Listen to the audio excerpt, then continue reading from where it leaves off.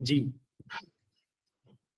Sir 3 our का होगा कि टाइमिंग, मतलब हाँ जी, टाइमिंग 3 घंटे की होगी? 120 मिनट, 45 क्वेश्चंस, टोटल मार्क्स 180। पवन जी मैंने ड्राई दिया अभी 300 हुआ था। क्या बोला आपने?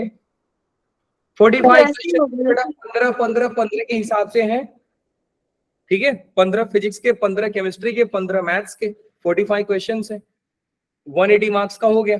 आप 45 इंटू 4 कर लीजिए। नेगेटिव मार्किंग वगैरह आपको मालूम है, गलती करोगे तो -1 होगा, छोड़ दोगे तो 0, सर लास्ट क्वेश्चन बता दो, +4 होगा। सर लास्ट क्वेश्चन बता दो कि हमको ना अल्फा बैच के लिए कितने मार्क्स लाने होंगे, मतलब मैक्सिमम। अल्फा बैच बेटा दो चीजों से डिसाइड होता है, एक तो आपकी परफॉर्मेंस, दूसरा होता है टीचर रिकमेंडेशन। आपका वाइवा लिया जाएगा वापस से। सर तो मार्क्स भी तो मैटर करेंगे ना, आपने भी तो बोला कल का टेस्ट। बता रहा हूँ, सुनो सुनो बता रहा हूँ, देखो मुझे मालूम है एक चीज ना, आप लोगों को क्लियरली बता रहा हूँ। अगर कोई बच्चा मेरे को 10 मिनट में पेपर सॉल्व करके दे रहा है और 80 में 80 ला रहा है, 80 में 70 ला रहा है, तो वो कहीं ना कहीं मैं भी जानता हूँ कि बच्चा कुछ जुगाड़ लगा करके इस आंसर ला रहा है, ठीक है। अब ये बच्चे के दिमाग में नहीं जा रहा है कि हाँ अल्टीमेटली ये मेरे लिए किया जा रहा है, तो मेरे को ईमानदारी से टेस्ट देना चाहिए।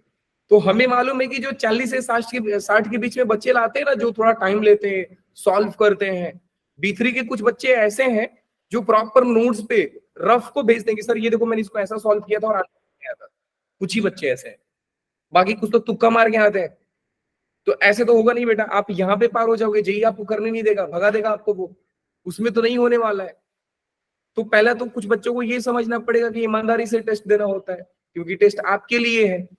आप 80 में 80 लाकर बेटा क्या कर लोगे? यहाँ पे कुछ नहीं करोगे, जितना आता है उतना ही करो। ज्यादा इमोशनल नहीं हो जाओ कि अरे क्वेश्चन नहीं आ रहा है मैं गूगल कर लूंगा, चिट कर लूंगा, अरे नहीं, जरूरत ही नहीं है। जितना आ रहा है करो। हमें मालूम है कि कौन सा बच्चा कितना ईमानदारी से टेस्ट देता है। और अगर आपको ये लग रहा है ना सर कि टेस्ट में हम लोगों ने 80 में 80 ला दिया, सुनो इस बात को भी बता रहा हूँ आपको कि टेस्ट में आपने 80 में 80 ला दिया और आपको कुछ अच्छे बैचेस मिल जाएंगे, बेटा भूल जाओ। आपके टेस्ट देने के बाद भी टीचर के साथ वाइवा होगा। अगर वो वाइवा क्रैक करोगे तब जाकर आपको अल्फा बैच मिलेगा। आपने 60 मार्क्स लाया, आपने 50 मार्क्स लाया, ईमानदारी से टेस्ट दिया है, आपने 50 मार्क्स लेकर आया, टीचर के साथ वाइवा अच्छा दे दो, आपको अल्फा बैच मिलेगा, मेरी गारंटी है। और सवाल पूछने लग गए तो आपको आ ही नहीं रहा है, तो क्यों अल्फा बैच मिलेगा आपको, बताइए। सर वाइवा क्योंकि कौन लेंगे? हाँ जी, वाइवा कौन लेंगे? वाइवा कौन लेगा? हाँ जी, वाइवा टीचर्स लेंगे जो आपको पढ़ा रहे हैं। जो पढ़ा रहे हैं या फिर कोई और ग्रुप? नहीं, हम ही लोग लेंगे, जो पढ़ा रहे हैं वही लेंगे। Okay sir. तो वो पेपर आपके सामने आएगा स्क्रीन पे, उसको आपको करके देना होगा। और याद रखना कि मैं मैथ्स का क्वेश्चन ऐसे डिजाइन करता हूँ कि गूगल पे खोजोगे तो भी नहीं मिलेगा। मैं आंसर नहीं पूछता हूँ बच्चे लोग से, मैं डायरेक्ट प्रोसीजर पूछता हूँ कि बताओ ये कैसा होगा। आप जाते ही नहीं तो हमारे सामने पहुंचे। हाँ जी, आप जाते ही नहीं हो हमारे सामने पहुंचे सर, हम खुद को ऐसे थोड़ा कूल डाउन करें। मैं ये नहीं चाहता हूँ कि कोई बच्चा चीट कर आए और उसके साथ, अच्छे बच्चों के साथ अन्याय मंजूर नहीं मुझे। मुझे ये पसंद नहीं है कि जो बच्चा चीट करके आ रहा है वो आगे जा रहा है ना। आई एम नॉट करप्टेड आदमी ना, मैं बिल्कुल करप्टेड आदमी नहीं हूँ। सर तो इस बार जवंती का टेस्ट हुआ है। आप लोगों का जो वाइवा हुआ था, ये अभी पिछले बार हुआ था ना, सभी का वाइवा हुआ था, तो ही आप लोगों को उसमें मैथ्स का क्वेश्चन कुछ अलग टाइप से दिया गया था। मैं ये नहीं पूछता था कि दो, ये एक इक्वेशन ऑफ लाइन ये है, दूसरा इक्वेशन ऑफ लाइन है, तो आप पॉइंट ऑफ इंटरसेक्शन बताओ। नहीं, मेरा सवाल ये था ही नहीं। मेरा सवाल था कि पॉइंट ऑफ इंटरसेक्शन आप निकालोगे कैसे, मुझे ये बताओ। So I don't focus on answer, मुझे सिर्फ और सिर्फ स्टेप से मतलब होता है। सोच क्या रहे हो, कर क्या रहे हो, दैट्स इट। क्योंकि अगर सोच रहे हो सही तो एक दिन कर भी दोगे सही। अब आपका सोच ही अजीब है, उस क्वेश्चन का शुरुआत ही आपको नहीं मालूम है, तो बेटा आप ना कर करते रह जाओगे, क्वेश्चन आपसे नहीं मिलेगा। अगर आप जानते हो कि सर वो क्वेश्चन को ऐसे सॉल्व किया जाता है, तो पहली बार में गलत होगा, दूसरी बार में गलत होगा, तीसरी बार में सही हो जाएगा, because you know the procedure में, आपको मालूम है कि सर वो ऐसे सॉल्व होता है।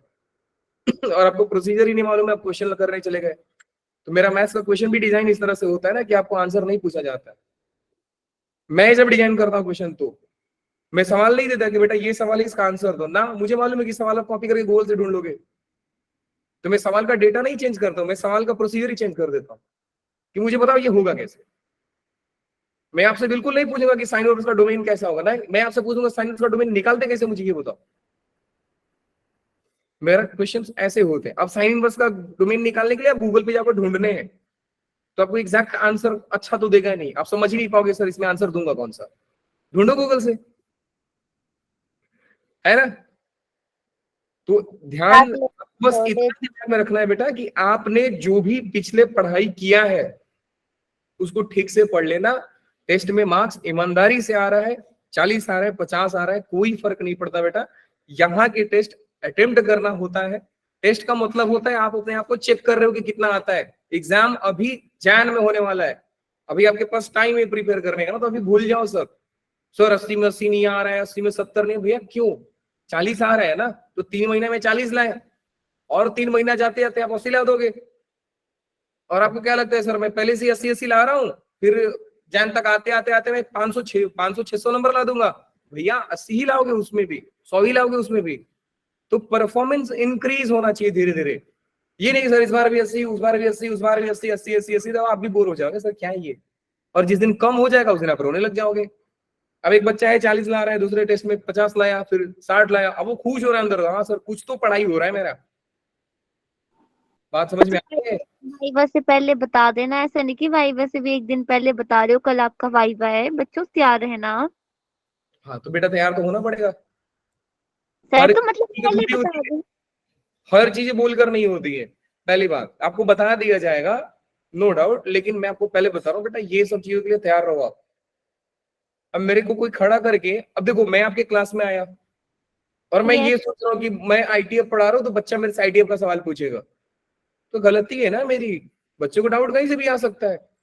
So I have to be ready ना कि हाँ बच्चा जो पूछेगा मैं जवाब दूंगा। तो आपको भी रेडी होना पड़ेगा कि जहां से सर टेस्ट लेना है ले लो आप, हम तैयार हैं। और कुछ ऐसा थोड़ी है कि कुछ अलग पूछा जाएगा।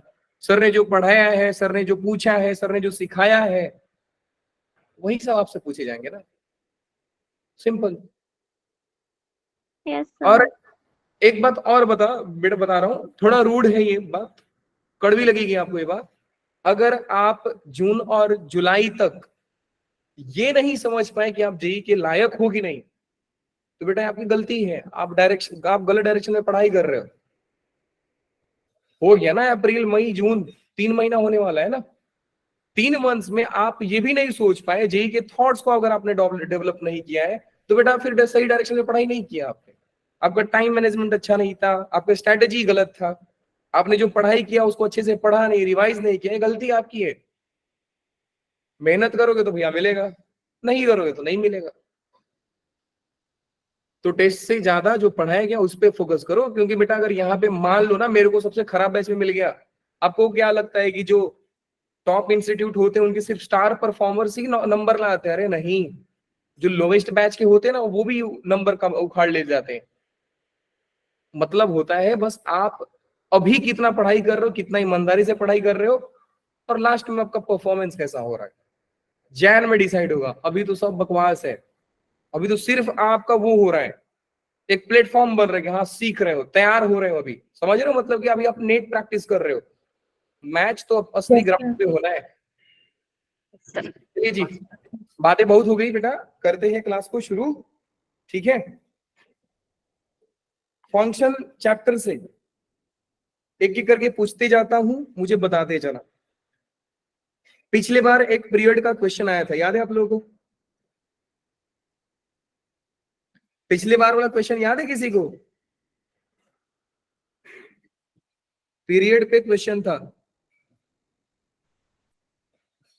देखो सब शांत हो गए।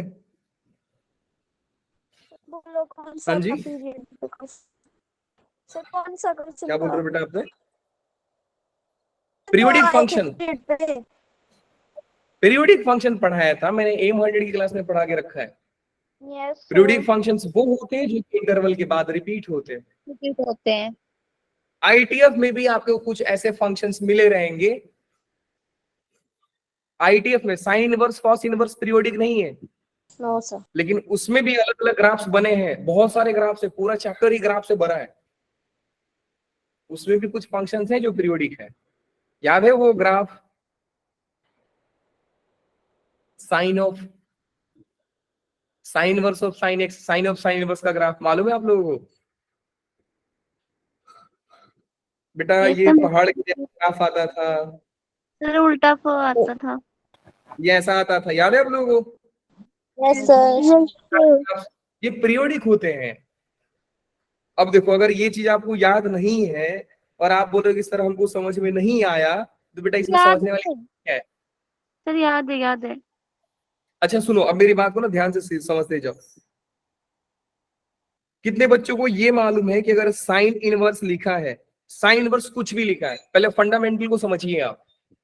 मैंने लिखा बेटा sign inverse x, cos inverse x, tan inverse x, इसका डोमेन क्या होता है?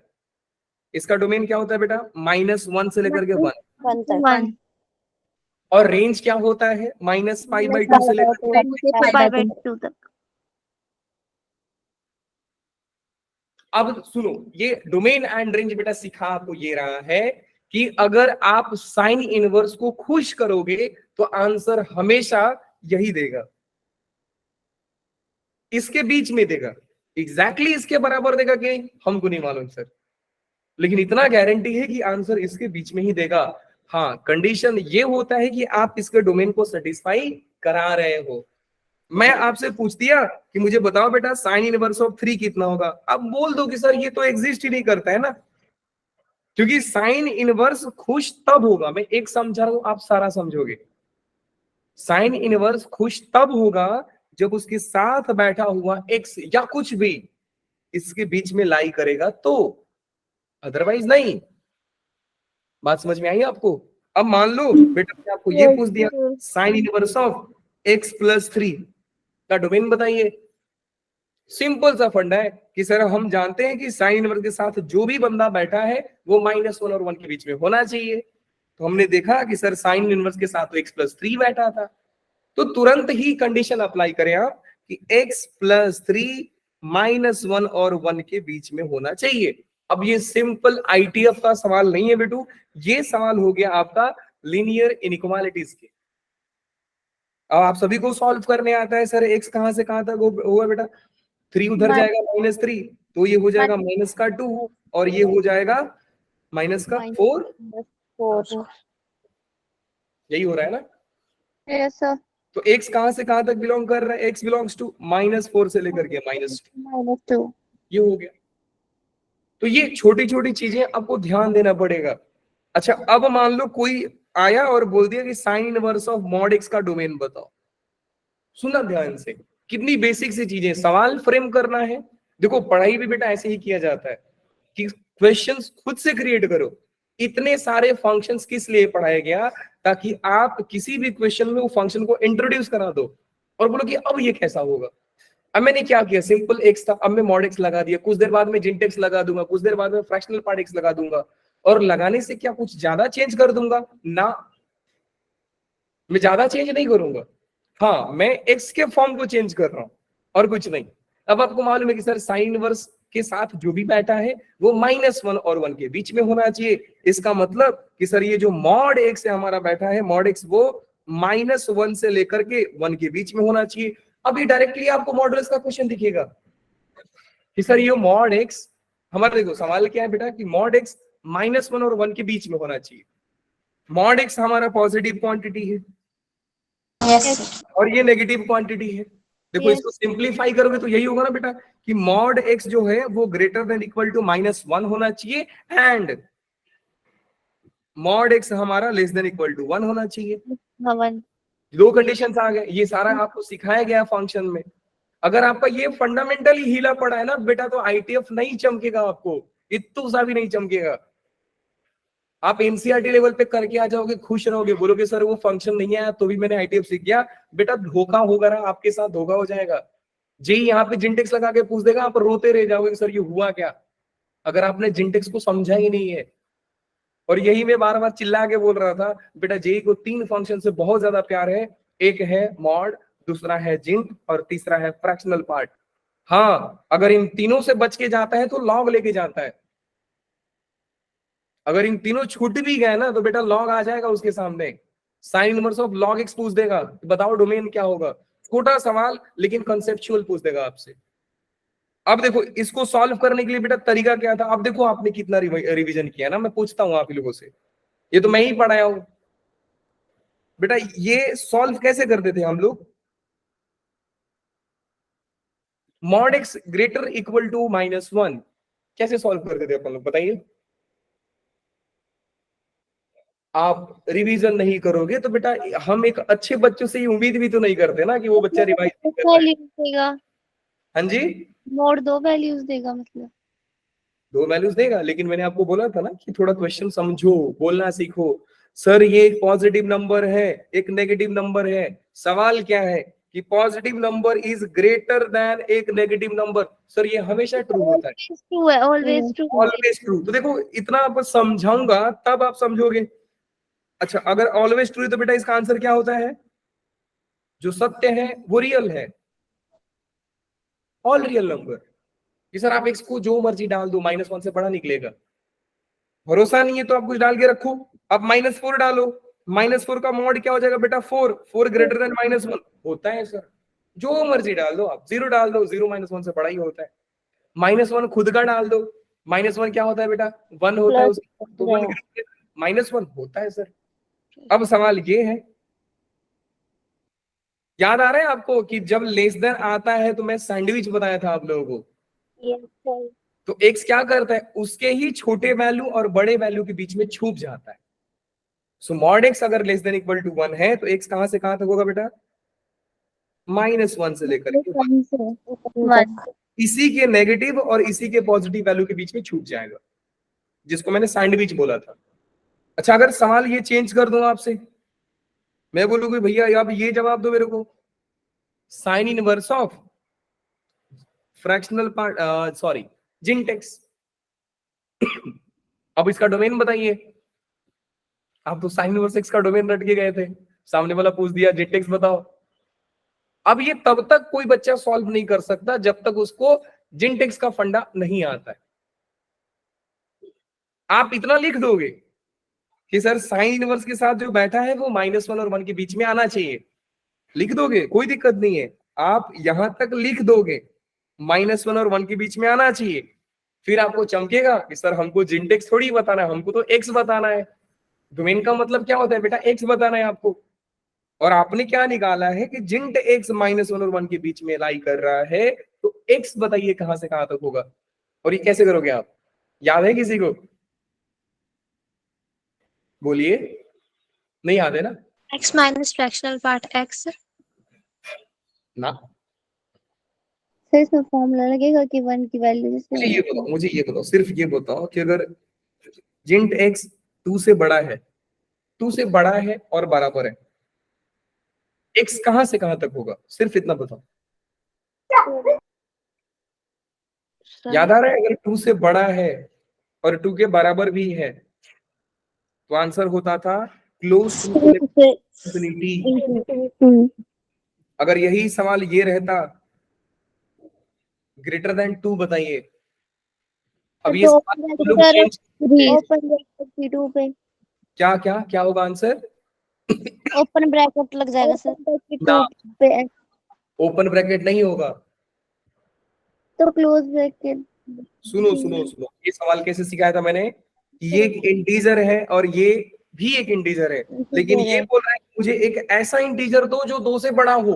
तो पहला इंटीजर कौन सा आता था बेटा, 3 आता था। अब ये सवाल क्योंकि ऐसा बन जाता था, सर क्योंकि आपने ओपन 2 से इंफिनिटी दिया, सवाल गलत हो गया आंसर आपका। कैसे, क्योंकि बेटा 2 ओपन है तो आप एग्जैक्टली 2 नहीं लोगे, लेकिन 2.1 तो लोगे ना। अब 2.1 का जिंट क्या होगा, 2 हो जाएगा। मुझे 2 से बड़ा चाहिए, एग्जैक्टली 2 तो नहीं चाहिए था ना, यहाँ पे 2 के बराबर चाहिए था तो मैंने क्लोज लगा दिया। बात समझ में आई, सर Yes, तो sir. क्लोज ब्रैकेट 3 से इंफिनिटी होगा। परफेक्ट। अब ये 3 से इंफिनिटी हो जाएगा। अच्छा अब ये सवाल का जवाब दीजिए, GINT x less than equal to -1 कैसे होगा, एक्स कहां से कहां तक, सर माइनस इन्फिनिटी से लेकर -1। -1 नहीं, 0 ओपन। सोचिए जरा, यस सर 0 होगा। याद है आप -0.3 लोगे तो उसका जेंट तुरंत -1 पे भेज देगा, तुरंत लेफ्ट वाला इंटीजर देता है। मैंने ये डायलॉग भी बोला था बेटा, पॉजिटिव के लिए हम वहीं से शुरू हो जाते हैं, लेकिन नेगेटिव के लिए हम एक और आगे जाते हैं। अब -1 है तो थोड़ा एक और आगे जाना पड़ेगा आपको। अब आप बोलोगे कि सर हमको समझ में नहीं आया, बेटा उस दिन तो खूब अच्छे आ गया। सारा गलती आपके रिवीजन करने में। नोट्स नहीं देखोगे, लेक्चर्स को दोबारा नहीं देखोगे। लेक्चर्स रिकॉर्ड किस लिए किए जाते हैं? वो रिकॉर्ड कर दिया यूट्यूब पे डेटा, यूट्यूब के पास मतलब स्टोरेज भरना है क्या? ऐसा है क्या? ना, जिसका रह गया जाते हैं। इसका आंसर दीजिए मुझे। -1 से बड़ा चाहिए, बराबर चाहिए, और 1 के बराबर और बड़ा चाहिए।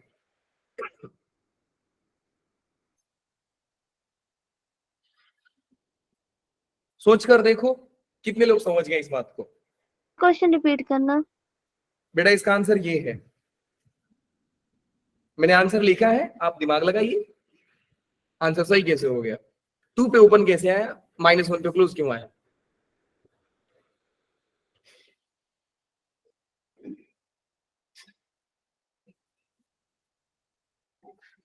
क्योंकि सर हमें x की वैल्यू -1 है उसके बराबर चाहिए, और जो लेस देन इक्वल टू 1 चाहिए। तो सर अगर 1 की वैल्यू कुछ मतलब 2 अगर ले भी लेंगे तो सर उसका जिंट x तो 1 ही होगा ना। अब देखो आप 1.9 लोगे, 2 एग्जैक्टली ले नहीं सकते हो। 1.9 लोगे उसका भी जिंट 1 हो जाएगा, और 1 यस आपको सर। चाहिए। यस यही चीज सर। आपको बताया ना यहाँ पे कि अगर लेस देन का मामला हो तो हम एक और आगे बढ़ जाते हैं और वहां पे ओपन देते हैं। तो GINT x less than equal to 1 है तो आपको 2 तक जाना पड़ेगा। बस ये बोलना कि भैया 2 मत होना आप, क्योंकि एग्जैक्टली 2 लोगे तो उसका इंटीजर को जिंट उसका 2 हो जाएगा। बात समझ में आ रही है? Yes sir. हाँ, बात समझ में आ रही है तो थोड़ी बहुत शर्म भी आनी चाहिए आप लोगों को। नहीं ना सर, वही तो नहीं आती है। मम्मी पापा बोलते बोलते बोलते बोलते थक गए, अब वो भी बोलना छोड़ दिया, रहने दो, नहीं बोलना है बच्चे लोग को। अब मैं इतना अच्छे से सिखाया हूँ ये सब, इनफैक्ट बोला जाए तो बेटा मैं 3-3 लेक्चर में सिखाया हूँ, बाकी सबको मैं 1 घंटे में सिखा के खत्म कर देता हूँ। इसमें कुछ नहीं है, सही बता रहा हूँ आपको। अगर मैं एक सिंसियर बच्चे को पढ़ाऊं ना, वो आधे घंटे में निपटा देगा इस टॉपिक को। रिवीजन करने बैठना, आप आधे घंटे में निपटा दोगे अगर समझे रहोगे कॉन्सेप्ट को तो। लेकिन वो आधा घंटा नहीं निकाल पा रहे हो, गलती आपकी है, गलती आपकी है। हाँ, हमारे एंड से गलती कब होती? जब मैं पढ़ाता और आप ये बोलते कि सर ये टॉपिक समझ में नहीं आया। मैं अगर बोलता कि नहीं आया तो छोड़ दो, तो गलती मेरी है। आपने बोला कि सर समझ में आ गया, अच्छे से समझ में आ गया। इवन मैंने एक्स्ट्रा सेशंस ले लिए फंक्शन के, 3-3 एम100 की क्लास कराए हैं। अब ये बेसिक सवाल पूछा हूं आपसे, पहला ये बहुत बेसिक है, जेई इसके बहुत ऊपर जाता है। डरा नहीं रहा हूं, फैक्ट बता रहा हूं। अगर आज ही बोल दूंगा ना बेटा जेई इतना ही देगा, तो आप कॉन्फिडेंट हो जाओगे, बोलो सर जेई की औकात ही इतनी है। बेटा इससे बहुत ऊपर जाएगा वो, तो आपको थोड़ा रेडी होना पड़ेगा। ये सब छोटे मोटे कॉन्सेप्ट और कुछ नहीं हुआ, ध्यान से समझो। ये आईटीएफ नाम मात्र का था।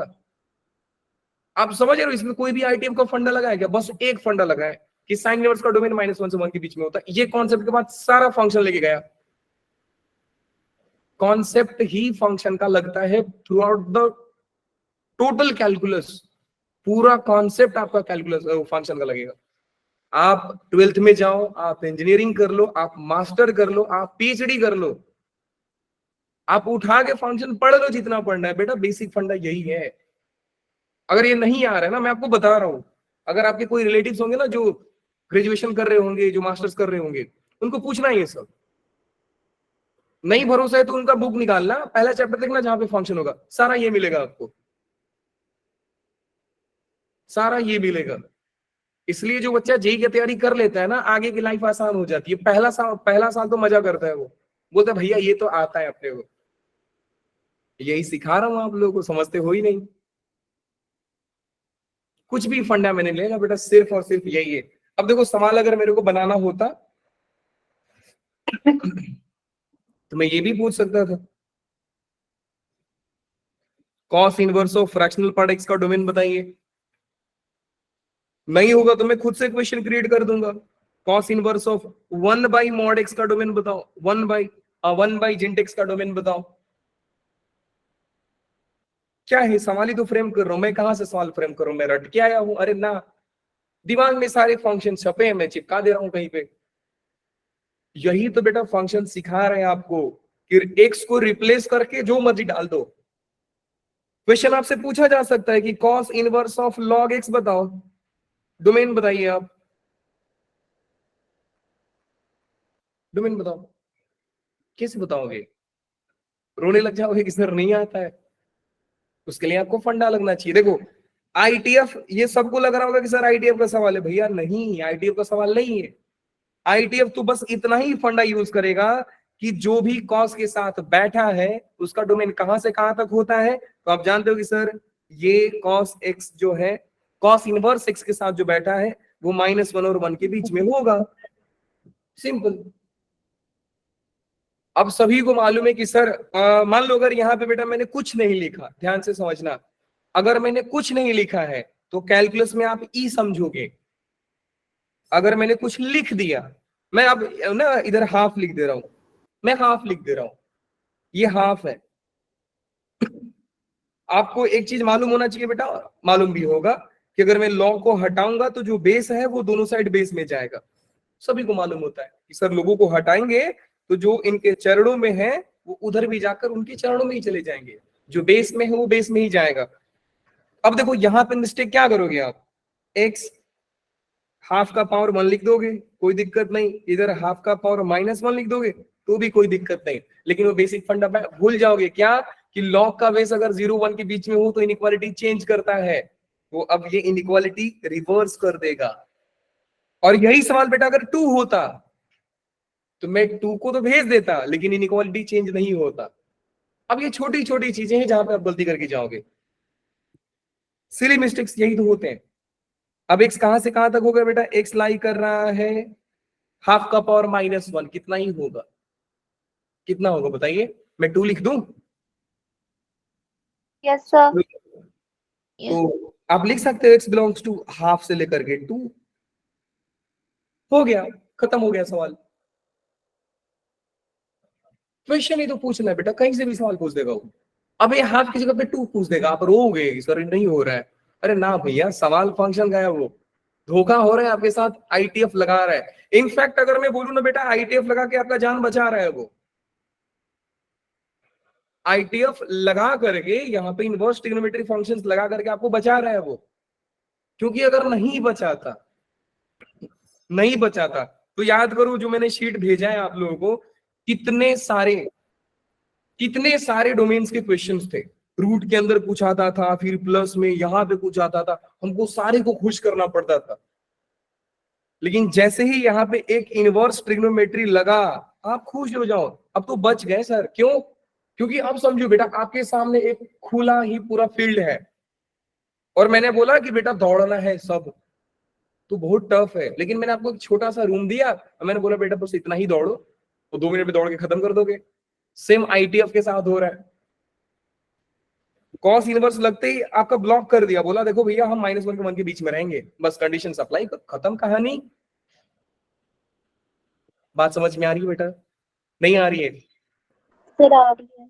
तरीका सीख रहे हो कि नहीं सीख रहे हो, पहले ये बताओ मेरे को। ये नहीं चाहिए यार कि तुम, मैं पूरा चैप्टर सिखा दिया और तुम पूरा सीख लिए, एक नया क्वेश्चन आप फ्रेम नहीं कर पा रहे हो। अगर आप क्वेश्चंस नहीं बना पा रहे हो बेटा, आप नहीं पढ़ाई कर रहे हो। वो रटे रटाए जो दुनिया चल रही है छोड़ दो भैया, अभी भी छोड़ दो यार, टाइम है। अब सोचो कि वो कितना खुशी मिलेगी ना कि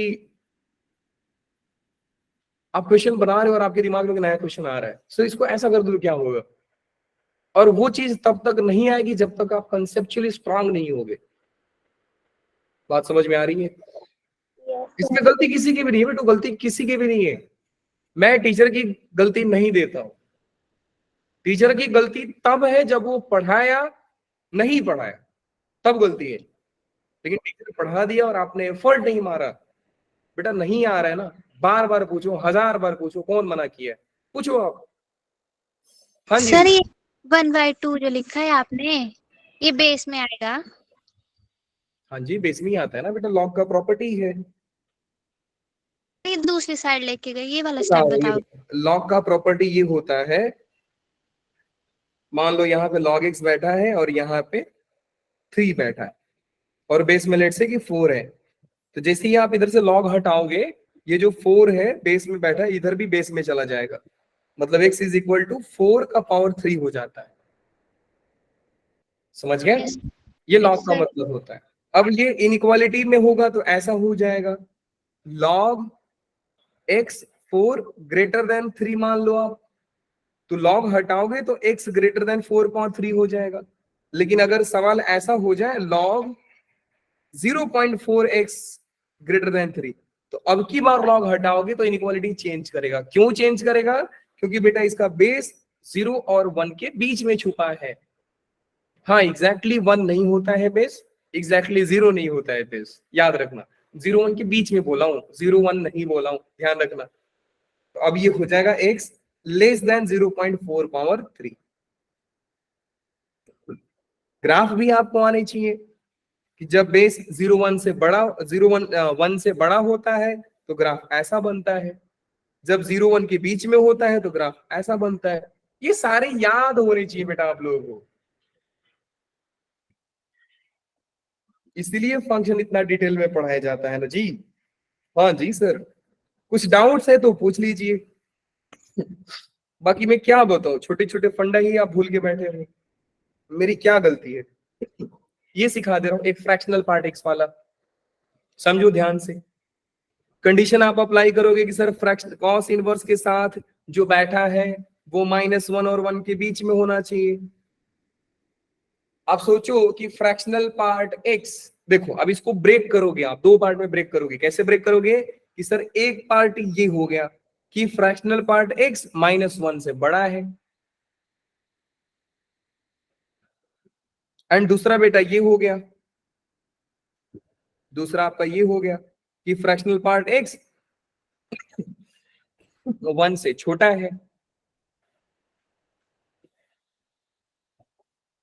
अब ये तो हो ही नहीं सकता है, आपको मालूम है सर फ्रैक्शनल पार्ट सॉरी, ये तो हमेशा ही ट्रू है। फ्रैक्शनल पार्ट x का जो आंसर होता है वो 0 और 1 के बीच में होता है। ग्राफ आपको मालूम है ना, ये वाला 0 1 के बीच में होता है, तो -1 से तो बड़ा तो होगा ही सर। अब सवाल मेरा ये हो गया कि फ्रैक्शनल पार्ट x 1 से छोटा चाहिए, ये भी हमेशा ट्रू है, ये भी हमेशा ट्रू है, ये भी ट्रू। 1 से हमेशा छोटा आएगा, जो मर्जी डाल दो आप x को, वो 1 से छोटा ही है, 0 1 के बीच में ही आंसर देगा बेचारा।